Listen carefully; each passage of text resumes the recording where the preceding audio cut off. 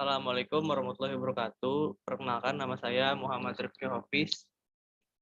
Di sini saya akan menerangkan materi literary criticism yang bertemakan drama triples, dan kita akan menganalisis drama triples ini menggunakan teori reader response. Langsung kita masuk ke presentasi yang pertama. Slide pertama, ada nama saya. Lalu di sini judul yang saya ambil yaitu Nothing is Right and Only Balance. Dan poin-poin yang akan saya pakai di sini adalah yang pertama introduction, yang kedua discussion, yang ketiga conclusion, dan yang keempat reference. Langsung kita ke poin yang pertama yaitu introduction. Di sini pertama-tama kita bahas dulu apa sih teori reader response sendiri. Teori reader response ini muncul atau dikembangkan di sekitar tahun 60-an sebagai reaksi dari banyaknya penggunaan dari teori neokritisisme. Jadi teori reader response sendiri ini memang sangatlah objektif karena tergantung kepada siapa pembacanya. Di dalam teori ini membutuhkannya banyak pikiran, membutuhkan banyak skill dan juga kritik dalam berpikir.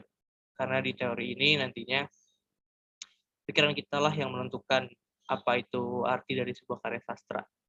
Dan diteliti melalui struktur, emosi, dan juga bagian-bagian yang ada dalam karya sastra. Di sini reader response itu sangat membutuhkan sekali yang namanya skill dan juga pengetahuan kita di dalam banyak aspek ya. Kita juga membutuhkan pemikiran-pemikiran yang teliti dan juga gunakanlah perasaan dan juga emosi kita untuk melihat suatu situasi.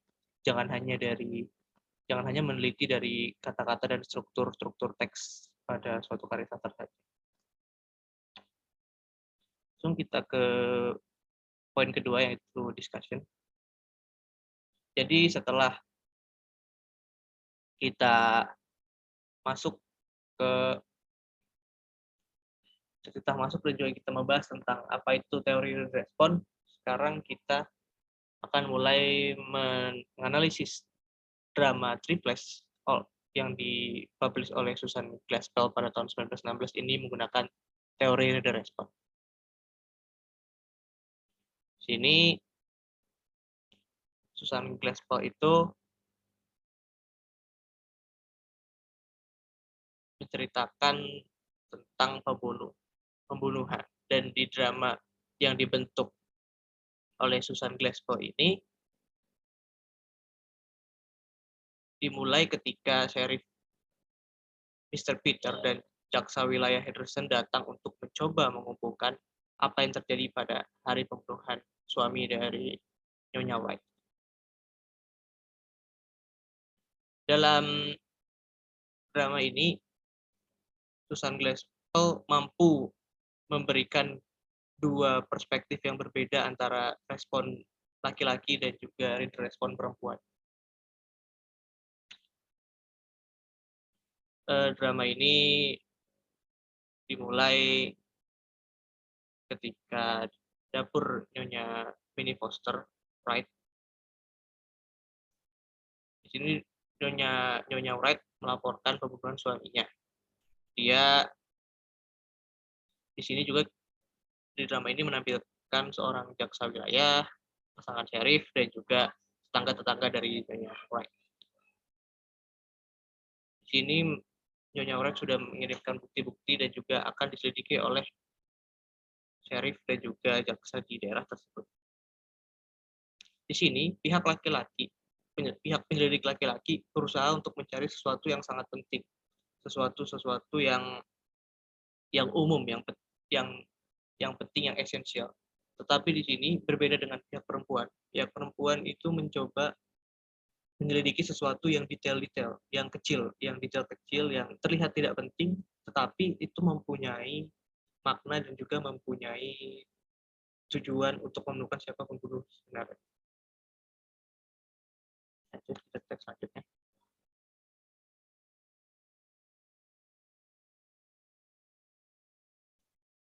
Drama ini sangat memperlihatkan perbedaan pemikiran dari laki-laki dan juga perempuan.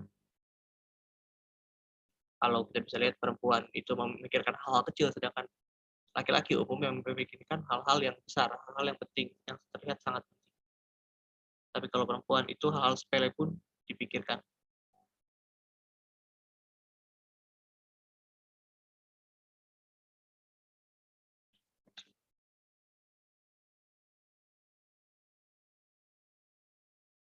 Drama ini di drama ini pun cerita-cerita, detail-detail dipoles dengan sangat baik. Contoh detail-detail yang ditunjukkan seperti adanya handuk kotor, itu handuk kotor yang kurang bersih dan juga meja yang hanya setengah dibersihkan dan roti yang belum dipanggang. Di situ detail tersebut sangatlah diperhatikan oleh penyelidik perempuan di sini.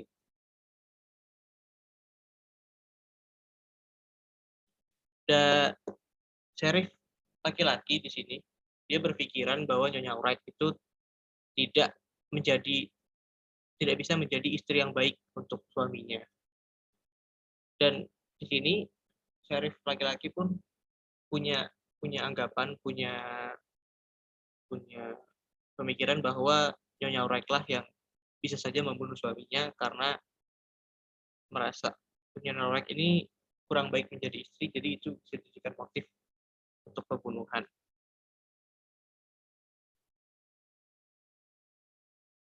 Tapi di sini para penyelidik perempuan itu menyangkal hal-hal tersebut, menyangkal hal-hal yang memberatkan Nyonya Wright. Di sini mereka beranggapan bahwa Nyonya Wright ini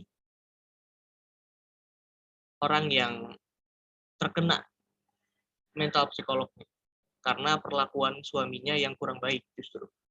Karena terlihat karena di sini penyelidik perempuan menemukan adanya sangkar burung yang rusak. Sangkar burung yang rusak itu terdapat dan juga burung di sangkar tersebut itu ditemukan mati. Dan burung tersebut diduga dibunuh oleh suaminya. Karena hal tersebut, para penyelidik perempuan itu beranggapan bahwa suaminya ini berlaku kasar, berlaku semena-mena terhadap istrinya, berlaku kurang baiklah terhadap istrinya. Jadi di sini, kenapa para penyelidik perempuan beranggapan seperti itu, mereka memahami betapa kesepiannya hidup tanpa anak dengan suaminya yang tak terhindarkan dan tidak berperasaan, yang tidak hanya mengetahui bahwa dia tinggal di lingkungan yang benar-benar berubah setelah pernikahannya. Untuk menenangkan kesepiannya dan mencari semangat hidup serta untuk menenangkan kesepian dan semangat hidup, ya itu hanya bisa merenung.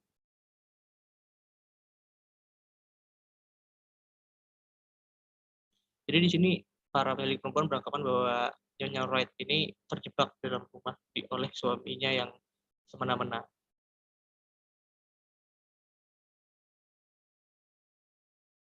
Dan pada akhirnya di sini kita bisa melihat bahwa Nyonya Wright itu mungkin saja membunuh suaminya karena dia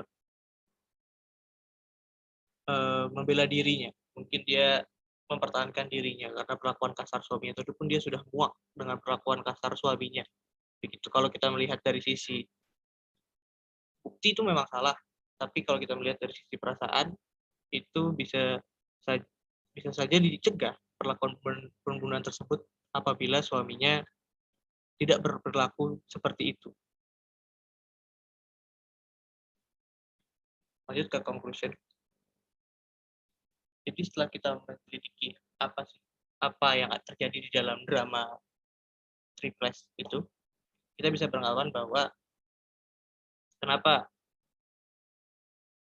manusia itu bisa berperilaku buruk, mungkin karena memang adanya tekanan di sekitar lingkungan mereka. Jadi mereka berperilaku buruk mereka melakukan hal-hal buruk. Di sini suami dari Mr. White itu memang sangat kejam.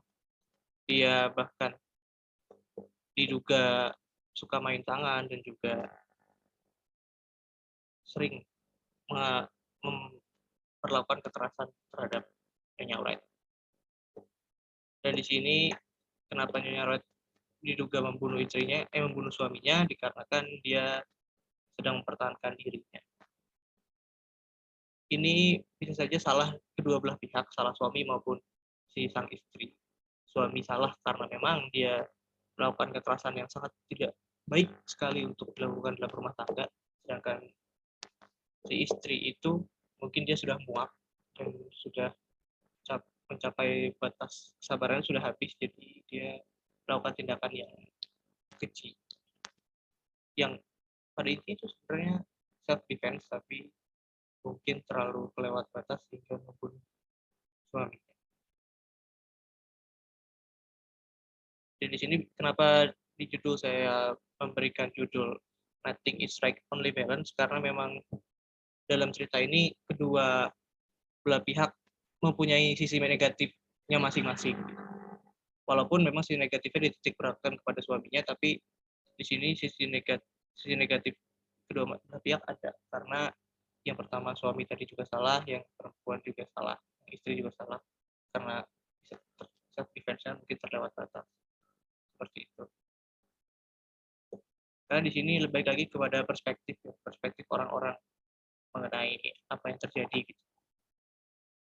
Kalau kita lihat dari perspektif suaminya, mungkin sang istri lah yang salah. Kalau kita lihat dari perspektif istri, mungkin suamilah yang salah.